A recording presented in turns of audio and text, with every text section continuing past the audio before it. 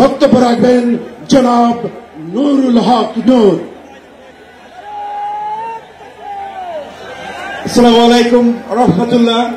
ইতিমধ্যেই অনেক জাতীয় নেতৃবৃন্দ বক্তব্য রেখেছেন, আরো অনেকে রাখবেন। সময় খুবই সংক্ষিপ্ত, খুব বিস্তারিত আলাপ করার সুযোগ নাই।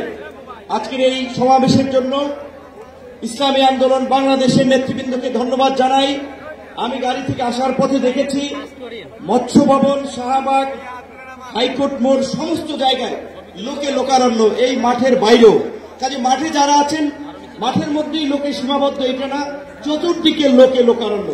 এরকম একটি সফল মহাসমাবেশ আয়োজনের জন্য ইসলামী আন্দোলন বাংলাদেশের সারা দেশের নেতৃবৃন্দকে গণ অধিকার পরিষদের পক্ষ থেকে অভিনন্দন এবং শুভেচ্ছা জানাই।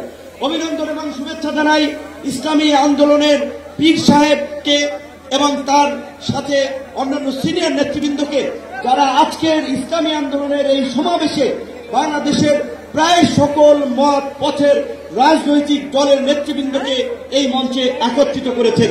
এবং আজকের এই সমাবেশ অত্যন্ত সময়োপযোগী এবং কার্যকর বিষয়ের উপরে ভিত্তি করে নির্ধারণ করা হয়েছে। আপনারা জানেন, বাংলাদেশের 24-এর গণ অভ্যুত্থান পরবর্তী রাষ্ট্র সংস্কারের যে জন আকাঙ্ক্ষা তৈরি হয়েছে, শাসনতান্ত্রিক ব্যবস্থার পরিবর্তনের যে রাজনৈতিক এবং জন আকাঙ্ক্ষা তৈরি হয়েছে, সেই আনুপাতিক হারে নির্বাচনের দাবিতে আজকে বোধহয় কয়েকটি দল ব্যতীত সব দলই কিন্তু এই মঞ্চে ইতিমধ্যে হাজির হয়ে এই সংখ্যানুপাতিক নির্বাচনের পক্ষে তাদের দলীয় সমর্থন ব্যক্ত করেছে।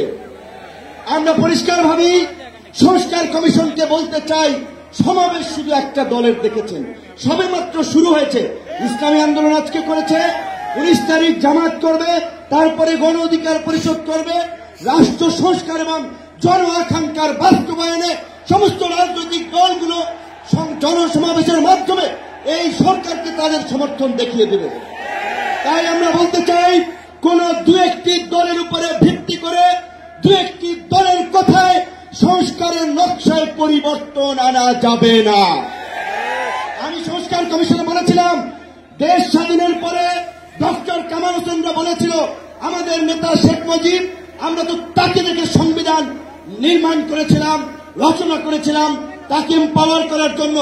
আজকে সংস্কার কমিশনকে বারবার আমরা বলতে চাই, দু একটি দলকে প্রাধান্য দিয়ে বেশিরভাগ জনগণের আকাঙ্ক্ষার বিপরীতে গিয়ে কোন সিদ্ধান্ত বাস্তবায়নের দুঃসাহস দেখাবেন না। আনুপাতিক হারে নির্বাচন হলে সমস্যাটা কি? কোন সমস্যা নাই। প্রধানমন্ত্রীর মেয়াদ 10 বছরের বেশি না থাকলে সমস্যা কি?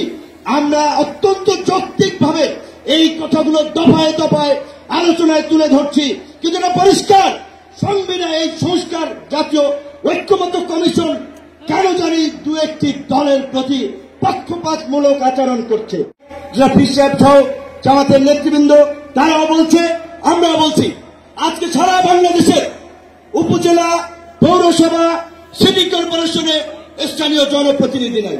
কাজেই এই সরকারের আমলে যেমনি ভাবে জাতীয় নির্বাচন হবে, একই সাথে অনতি বিলম্বে আমরা স্থানীয় নির্বাচন আয়োজনেরও দাবি জানাচ্ছি। সবাই ভালো থাকবেন। আসসালামু আলাইকুম।